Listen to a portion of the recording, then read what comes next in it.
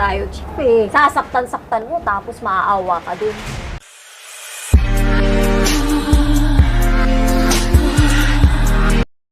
Sa bagong yugto ng sikat na primetime series na PJ's Batang Quiapo, Ang matitinding trending na mga emosyon gabi-gabi. sasali sina Jacqueline Jose, Ivana Alawi, at iba pang kilalang mga aktor sa star-studded cast. Mas iigting sa kanyang pagdating.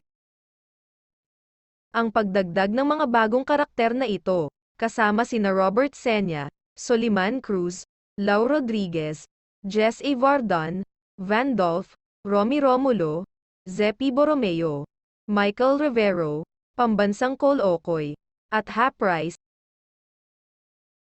Sa inyo, kasi hindi ko na nga kayong magpako. Sa pagpasok ni Tanggol sa bagong mundo. ay magdadala ng higit pang kasiyahan sa kwento ni Tanggol, Coco Martin, Sama niya ang bulaklak ng Zelda. Pagkain. Maraming salamat.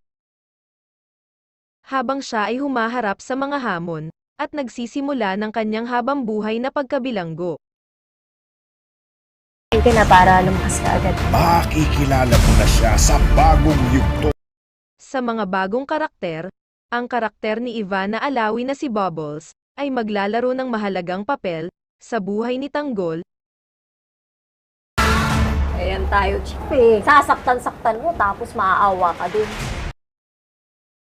at maaaring muling magdulot ng pag-ibig sa kanyang puso. FPJ's Batang Quiapo. Ang serye, na nakakuha ng higit sa 2.7 bilyong online views, mula nang ito ay ipalabas noong Pebrero, ay patuloy na pinahahanga ang mga manonood, sa pamamagitan ng mga nakakapukaw, ng damdaming aral sa pamilya, at puno ng aksyon na mga eksena. Kayo mga ka-showbiz buzz, gusto nyo rin ba si Ivana, para maging love interest ni Coco Martin? May iba ba kayong aktres, na napupusuan? Please leave your comments below, at pag-usapan natin.